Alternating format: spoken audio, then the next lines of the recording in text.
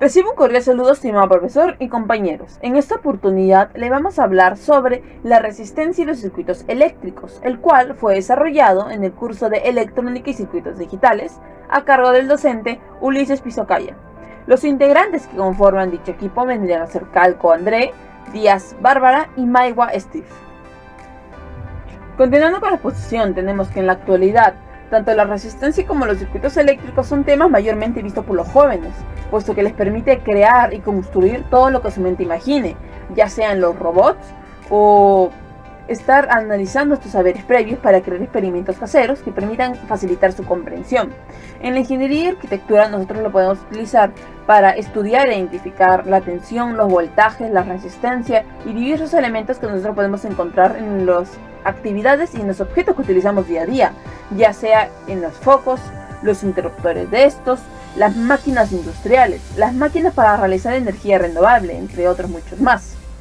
No obstante, aunque estos temas son mayormente vistos en las carreras de física o ingeniería electrónica, no son áreas meramente de ellas, puesto que también podemos verla en la arquitectura, ya sea en los diseños de planos, en la ingeniería industrial, en la ingeniería química, en la ingeniería de sistemas, entre otras muchas más. Bueno, el presente informe de investigación pretende explicar de una forma más detallada estos temas.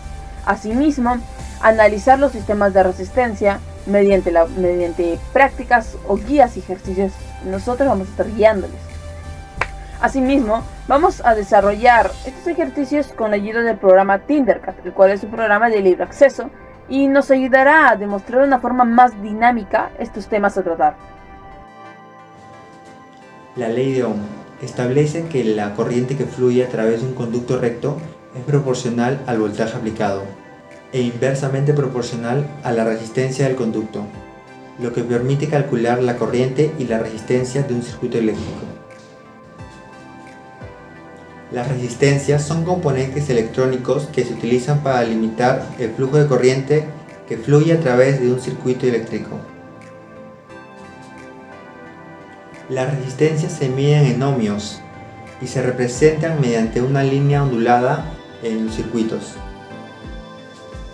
Las resistencias fijas son aquellas que tienen un valor de resistencia predeterminado y que no se puede cambiar.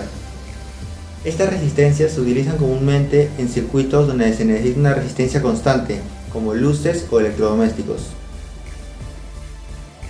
Por otro lado, están las resistencias variables, que estas tienen un valor de resistencia ajustable. Estas resistencias se pueden cambiar manualmente mediante un potenciómetro o mediante un ajuste automático en el circuito. Estas resistencias se utilizan donde se requiere un control preciso de la resistencia, como en los controles de volumen del amplificador de audio. Resistencias NTC. Estas resistencias disminuyen su resistencia eléctrica a medida que aumenta la temperatura. Estas se utilizan en circuitos de control de temperatura, como termostatos y sensores de temperatura. Resistencias PTC. Estas resistencias aumentan su resistencia eléctrica a medida que aumenta su temperatura. Se utilizan en circuitos de protección contra sobrecarga, como los fusibles térmicos. Resistencias LDR. Estas resistencias varían su resistencia eléctrica en función de la luz que reciben. Se utilizan en circuitos de control de luz, como las luces de seguridad, que se encienden automáticamente cuando comienza a oscurecer. Y en el laboratorio tenemos tres actividades. La primera actividad vendría a ser implementar el siguiente gráfico en Tindercad, el cual nos muestra un circuito en serie. Bueno, para poder implementar este circuito en serie, primero tenemos que tener las tres resistencias y el voltaje total. El voltaje total vendría a ser 9 voltios. Bueno, la primera resistencia vendría a ser de 330 ohmios, el cual es, según su código de colores, naranja, naranja, marrón. La segunda resistencia vendría a ser de 500 ohmios, el cual, según su código de colores, vendría a ser verde, negro, marrón. Y la última resistencia es de 680 ohmios, el cual es equivalente a azul, gris y marrón. Para poder hallar la tensión, el cual también nos está pidiendo, tendríamos que primero hallar la resistencia equivalente, el cual en un circuito en serie vendría a ser la suma de todas las resistencias, el cual nos estaría dando de 1510 ohmios. Bueno, para poder hallar la tensión, primero tenemos que hallar la intensidad según la ley de Ohm.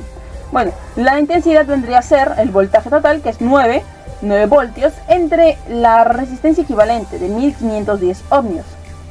Esto nos da como resultado 5.96, el cual estaríamos nosotros multiplicando esta cantidad por cada resistencia.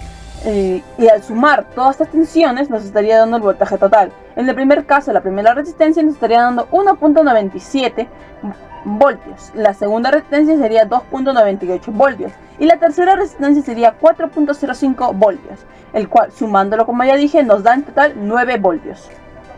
Acá ya se puede ver representado en Tindercad. Para la segunda actividad de la guía de laboratorio, también nos pide graficar la siguiente imagen en Tindercad. Bueno, en este caso ya vendría a ser un circuito en paralelo. Para poder hallar su resistencia equivalente, tendríamos que sumar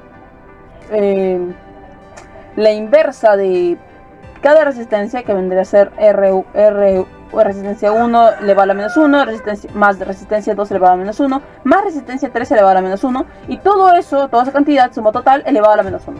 Eso nos daría la resistencia equivalente. Bueno, para poder hallar la tensión, en los casos de sistema de circuitos en paralelo, la tensión vendría a ser equitativa, igual entre todas las resistencias.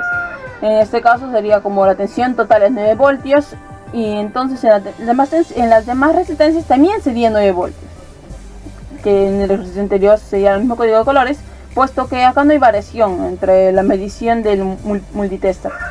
Bueno, como se puede observar, el gráfico ya está representado en Tindercad y nos da el siguiente resultado.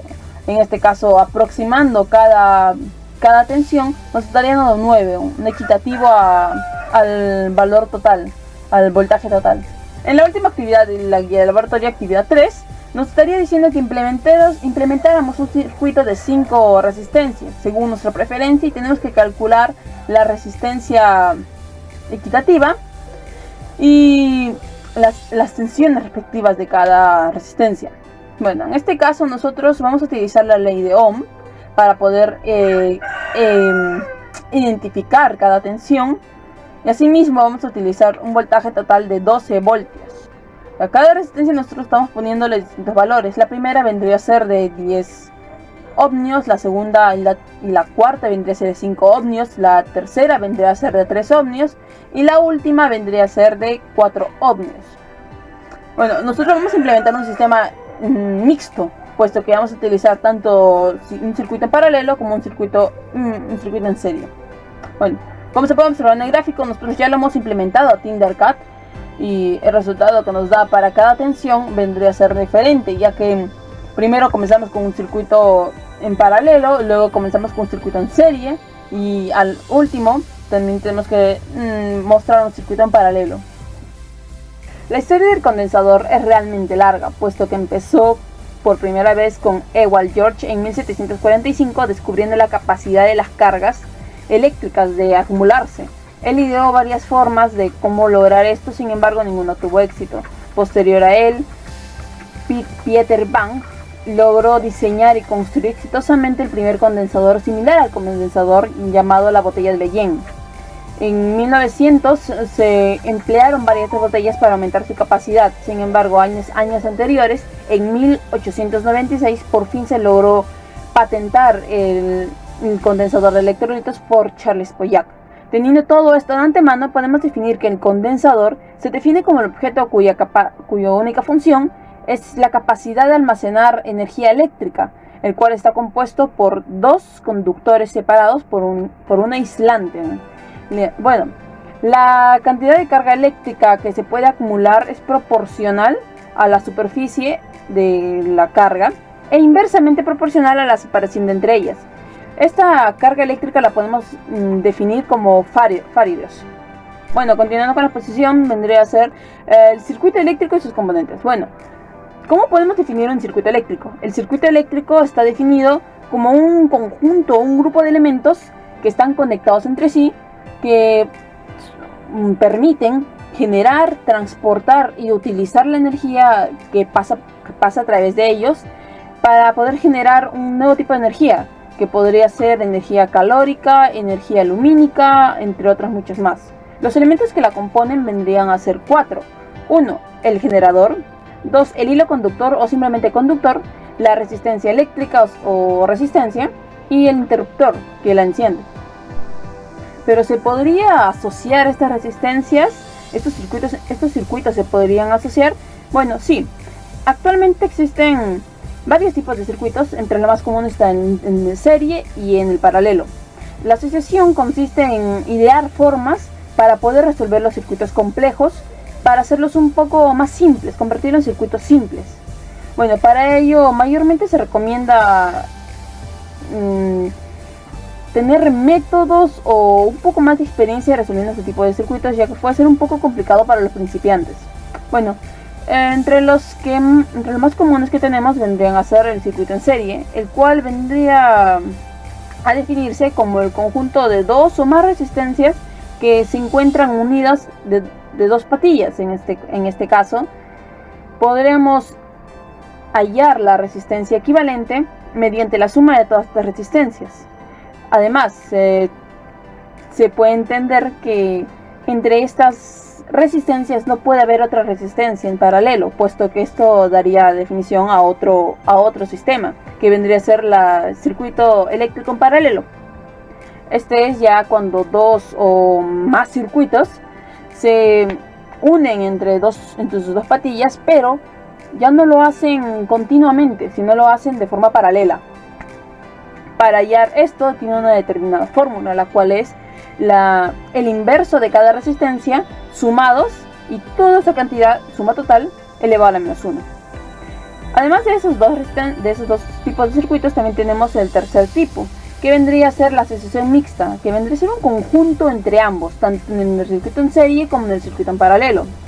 Y al final, además de estas, también tenemos a la estrella o triángulo, que vendría a ser un tipo de asociación muy utilizada para sistemas trifásicos, para la luz, por ejemplo, menos en monofásico, porque ahí no puede aplicarse, no tiene una buena funcionalidad, no se puede emplear correctamente.